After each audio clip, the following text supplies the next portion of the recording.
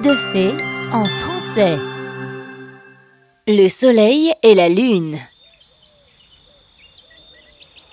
Il était une fois une pauvre famille vivant dans un village.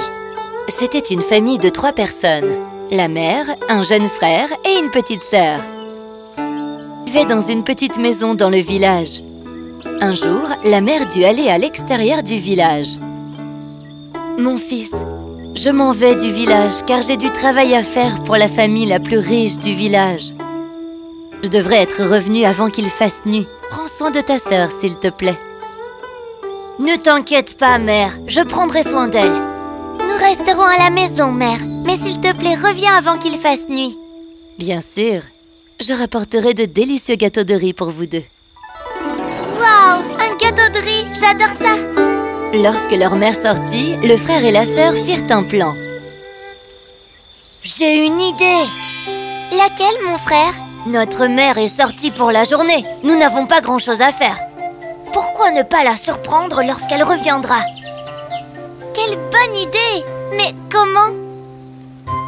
Le frère emmena sa sœur jusqu'à un châtaignier qui était à proximité de leur maison pour ramasser quelques châtaignes fraîches pour leur mère. Le frère portait un long bâton avec lui et demanda à sa sœur de prendre un panier. Lorsqu'ils atteignirent le châtaignier, le frère se mit à faire tomber les châtaignes en utilisant son bâton. Il faut secouer les branches pour faire tomber les châtaignes par terre. Il n'y a pas besoin de grimper dans l'arbre. Oh oui! Je peux les mettre dans mon panier? Il y en a tellement! Ils récoltèrent beaucoup de châtaignes et retournèrent chez eux. Assis dans la cour d'entrée, ils se mirent à éplucher les châtaignes. Ils éclataient la coquille épineuse et en faisaient sortir la châtaigne. La sœur voulait en manger quelques-unes, mais le frère résista. Waouh! Elles sont superbes! Je vais en manger quelques-unes maintenant. Non, non, attends! Nous allons les faire griller pour mère. Et nous les lui donnerons d'abord. Ne te rappelles-tu pas que c'est une surprise pour elle? Oh oui, nous allons les ramener à l'intérieur. Il commençait à faire nuit et leur mère marchait rapidement vers la maison. Elle s'inquiétait pour ses enfants. Mes enfants étaient seuls à la maison toute la journée. J'espère qu'ils vont bien et qu'ils ont déjeuné à l'heure.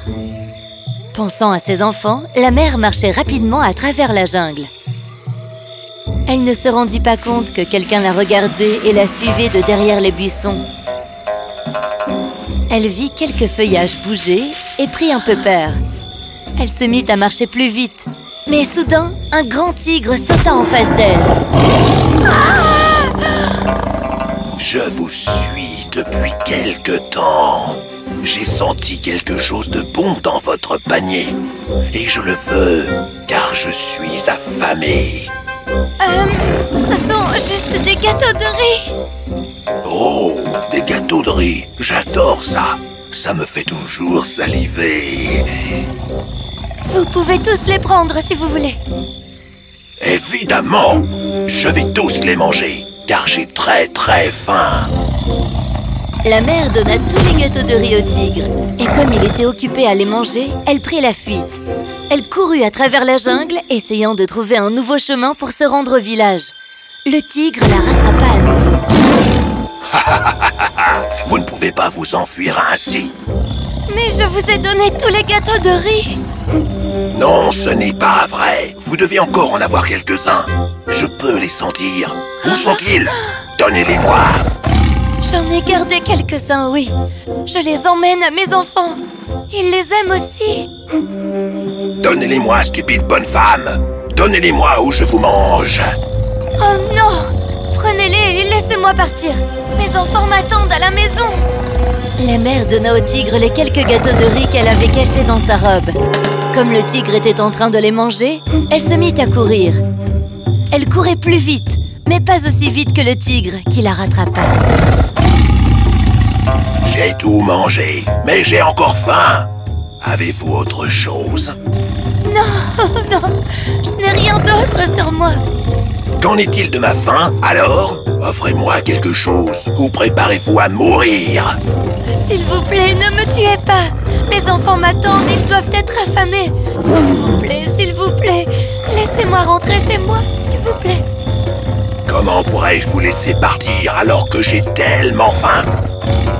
En disant cela, le tigre attaqua la mère, l'attrapa avec sa mâchoire et l'enleva. Le frère et la sœur étaient assis à côté de la fournaise, attendant le retour de leur mère. Ils regardaient les châtaignes en train de cuire dans les flammes crépitantes. Soudain, ils entendirent une voix étrange. Oh, chers enfants, ouvrez la porte. Mère est de retour. Non, attends. Ce n'est pas la voix de mère. C'est quelqu'un d'autre. Je pense qu'il se passe quelque chose de louche. Maman, montre-nous tes mains.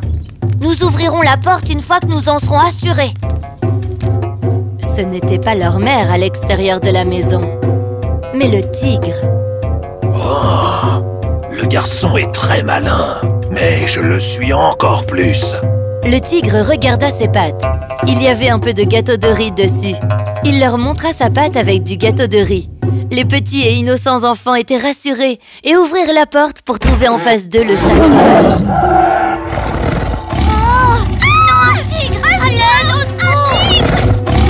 Il n'y a plus personne pour vous aider à cette heure-ci.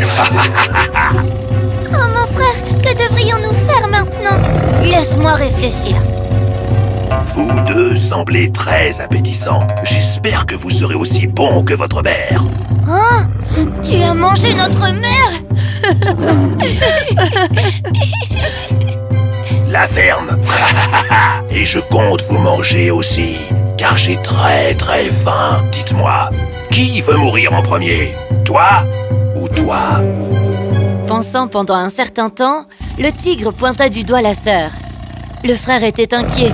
Il pensa pendant un moment et dit: Tu penses que nous sommes appétissants? Mais que dirais-tu si je t'offrais quelque chose d'encore meilleur?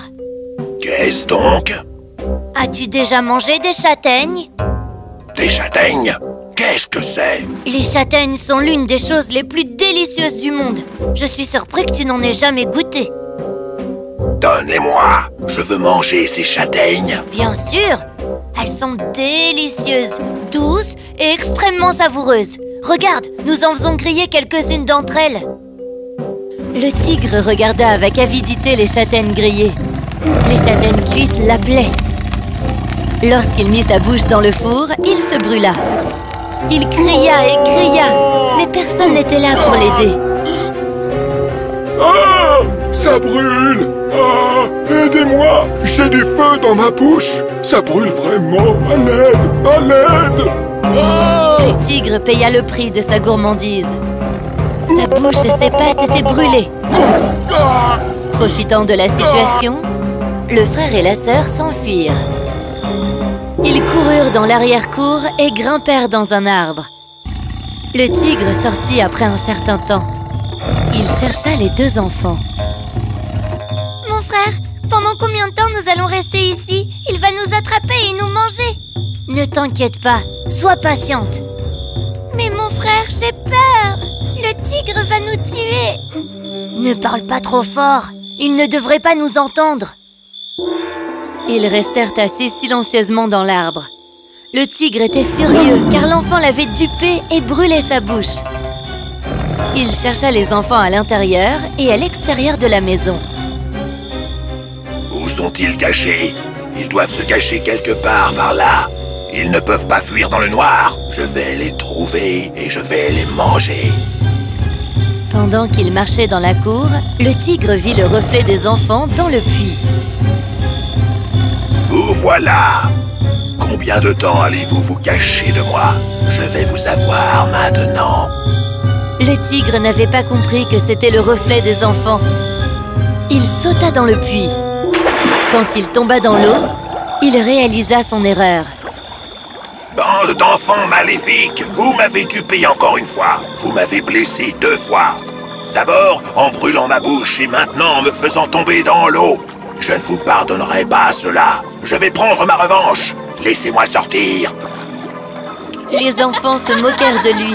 Le tigre réussit à trouver la corde suspendue dans le puits.